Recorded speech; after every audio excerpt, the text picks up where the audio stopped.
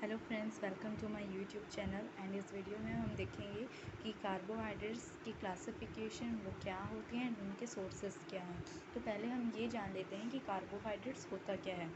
तो carbohydrates, it is a group of organic compound occurring in living tissues and food in the form of starch, cellulose and sugars।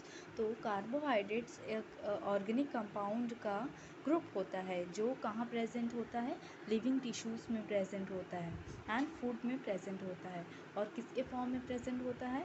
Food और living tissues में starch, cellulose and sugars के present में। ठीक है। और carbohydrates में oxygen and hydrogen का जो रेशियो होता है वो 2:1 होता है। एंड इसका एम्पेरिकल फार्मूला जो है वो CH2O होता है, जिसकी वजह से उसे हम हाइड्रेट्स ऑफ कार्बन भी कहते हैं। तो समझ आया फ्रेंड्स कि कार्बोहाइड्रेट्स क्या होता है ना। अब हम उसके सोर्सेस को देखेंगे। अगर हम उसके सोर्सेस को देखें तो कार्बोहाइड्रेट्स का मेन सोर्स होता है mess, paddy, wheat, milk, popcorn etcetera. ये सब होते हैं कार्बोहाइड्रेट्स के सोर्सेस। ठीक है। और कार्बोहाइड्रेट्स का फंक्शन क्या होता है? कार्बोहाइड्रेट्स का मेन फंक्शन होता है प्रोवाइड एनर्जी, मीन्स वो हमारे शरीर में एनर्जी को प्रोवाइड करता है एंड इवन स्टोर भी करता है। तो नाउ अब हम देखेंगे कार्बोहाइड्रेट्स के क्लासिफिकेशन को।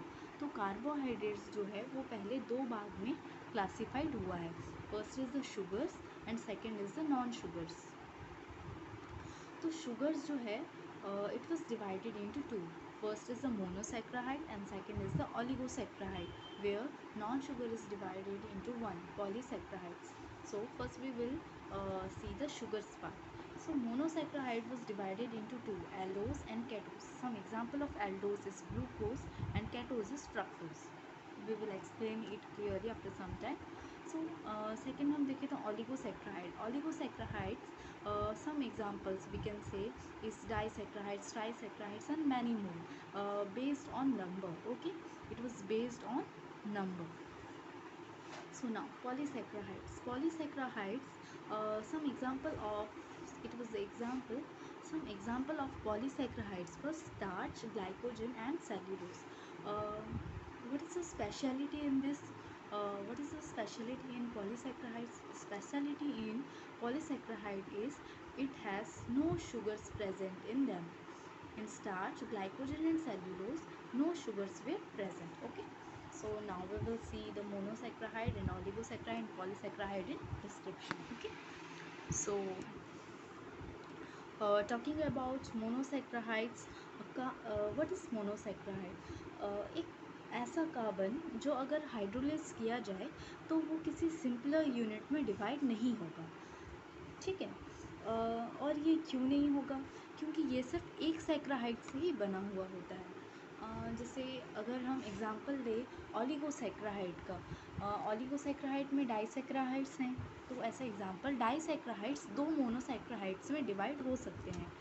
डाइसैक्राहाइड्स दो मोनोसैक्राहाइड्स में, ये देखिए, ये मान लीजिए ये एक सैक्राहाइड है, ये एक सैक्राहाइड है, ये कैन दो मोनोसैक्राहाइड में डिवाइड हो सकते हैं। बट मोनोसैक्राहाइड जो है वो सिर्फ एक सैक्राहाइड से बना होता है, इसीलिए वो फर्दर डिवाइड नहीं हो सकता है, तो इसे हम मोनोसैक्राहाइड कहते हैं ना। ऑलिगोसैक्राहाइड क्या होता है कि कार्बोहाइड्रेट जो 2 से लेके 10 तक यूनिट को हाइड्रोलाइज कर सके उसे हम ऑलिगोसैक्राहाइड्स कहते हैं। जैसे हमने यहाँ देखा some example like di tri. यहाँ डाई ट्राई क्या है? एक नंबर्स है, di means 2, tri means 3। So वैसे ही 10 तक, अंटिल 10 हम इसे क्या कर सकते हैं?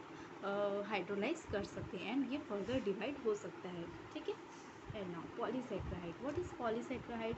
जो कार्बोहाइड्रेट्स बहुत सारा मोनोसैक्राहाइड्स बना सकते हैं उसे हम पॉलीसैक्राहाइड्स कहते हैं। ओके।